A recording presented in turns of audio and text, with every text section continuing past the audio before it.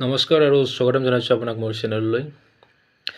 কাইলৈ মেট্ৰিক পৰীক্ষাৰ ফলাফল ঘোষণা হ'ব বুলি বহুতো ছ'চিয়েল মিডিয়াত প্ৰচাৰ কৰিছে যদিও কালি মেট্ৰিকৰ ফলাফল ঘোষণা নহয়।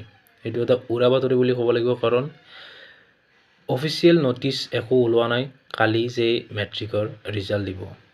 ছ'চিয়েল মিডিয়াত তোৰপাৰ লাগি আছে যে মেট্ৰিকৰ ৰিজাল্ট কালি দিব, আৰু ষ্টুডেণ্টখিনি একেবাৰে শংকিত হৈ পৰিছে, কাৰণ ইমান জলদি মেট্ৰিকৰ ৰিজাল্ট দিব। কিন্তু এইটো একেবাৰে মিছা কথা যে মেট্ৰিকৰ ৰিজাল্ট অহাকালি নিদিয়ে।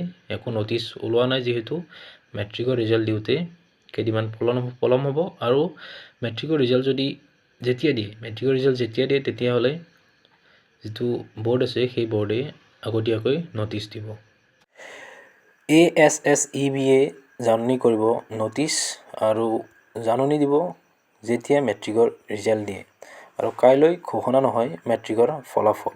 মেট্ৰিকৰ পৰীক্ষাৰ যি ফলাফল, সেই ফলাফলৰ দিন এতিয়ালৈকে নিশ্চিত হোৱা নাই। আৰু বিভিন্ন ৱেবছাইট বা বিভিন্ন সংবাদ মাধ্যমত ফলাফল ঘোষণাৰ বাতৰি যদিও দিছিল, সেইটো একেবাৰে মিছা। কাইলৈ মেট্ৰিকৰ ফলাফল ঘোষণা নহয়, এতিয়ালৈকে নিশ্চিত হোৱা নাই ফলাফল ঘোষণাৰ দিন।